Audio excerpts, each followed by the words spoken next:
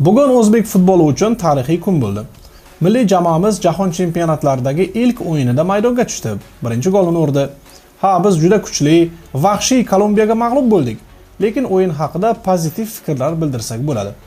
Juda ko'pchilik debyut o'yinida sochilib ketishimiz, nazorat izdan chiqishidan qo'rqandi. Lekin bunday bo'lmadi.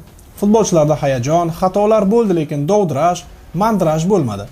Shaxsan men o'yindan xursand bo'ldim.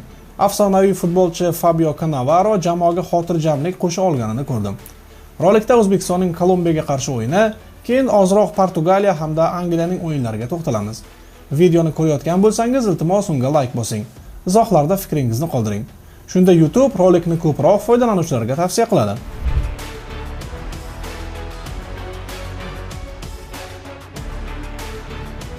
Demak, o'yindagi eng pozitiv jihat mundiallardagi ilk golimizni urganimiz bo'ldi. O'zbekiston natija uchun quruq anti-futbol o'ynamadi. Imkon qadar hujumkor, yorqin o'ynadi, to'pni nazorat qilishga urindi.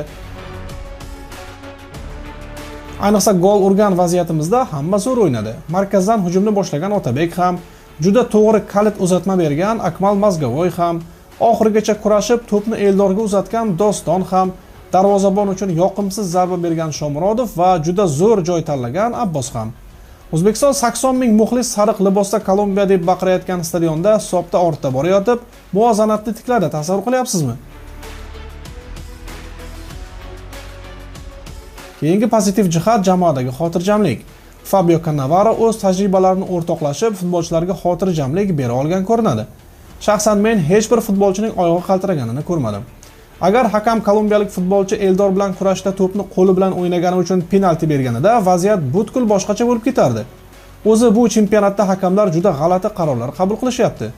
Jarima maydonchasi ichida himoyachi to'pni notabiiy holatdagi qo'li bilan o'ynasa, qanday penalti bermaslik mumkin, janob Taylor? APLda qo'l bilan o'ynash mumkinmi yoki?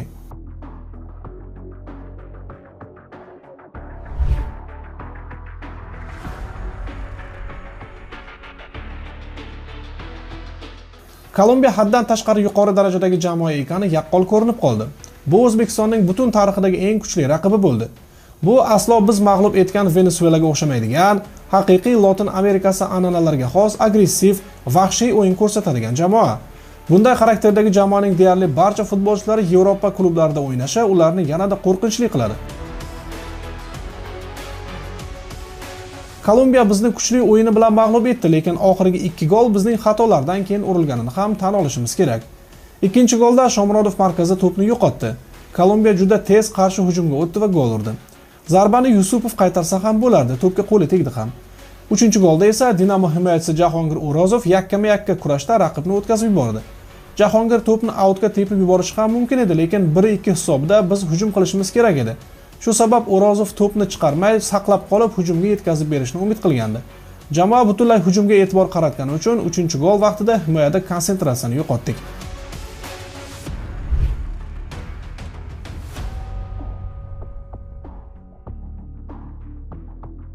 Qisqacha O'zbekiston qanaqa atmosferada o'ynagani haqida. Kolumbiya bilan o'yinimiz Mexikodagi afsonaviy Azteca stadionida o'tkazildi. O'yinni 80.824 muxlis chipta sotib olib stadiondan tomosha qildi. Shundan 80 mingi kolumbiyalik muxlislar edi menimcha. Butun stadion sariq libosda edi axir. Azteca 3 ta jahon chempionati o'yinlarini qabul qilgan yagona stadionga aylandi.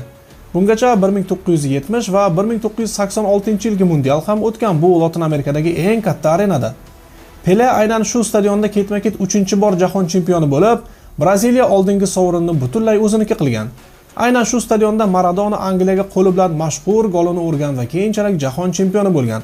Va endi ana shu afsonaviy stadionda Abbosbek Saidjon o'g'li O'zbekistonning mundiallardagi birinchi golini urdi. Qanday ajoyib. Menda bu o'yindan keyin jamoamizga ishonch oshdi. Portugaliya bilan bundan ham yaxshiroq o'ynay olishimizga ishondim. Xatolardan to'g'ri xulosa qilib, endi butkul hayajonsiz o'ynashimiz kerak.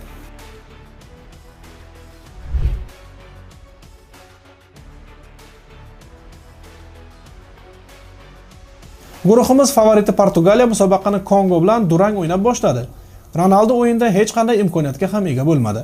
Kongo juda yaxshi himoyalandi va haqli ochkoni oldi. Kunning markaziy bahsida esa Angliya Xorvatiyani ishonchli tarzda yengdi. Do'stim Harry Kane 2 ta gol urdi. Eng muhim golni esa jahon futbolining hech kimga o'xshamaydigan vakili Jude Bellingham o'zigagina xos uslubda urdi. Kane man of the match bo'ldi, lekin men Bellingham o'yinni hal qildi deb hisoblayman. O'yin yakunida Barsa g'irromlik qilib sotib olmagan Rashford chiroyli gol urdi. Aytgancha, bu o'yinda Elliot Anderson degan yigit jahon futbolida yana bir katta nom paydo bo'layotganini ko'rsatdi. Qadrdonimiz Carlos Queiroz boshqarayotgan Gana milliy jamoasi musobaqani Panama ustidan g'alaba bilan boshladi. Ganaliklar g'alaba golini 90+5-daqiqada urishdi. Shu tariqa jahon chempionatida birinchi tur yakunlandi. Bugundan ikkinchi tur boshlanadi. Mundialni biz bilan kuzatib boring.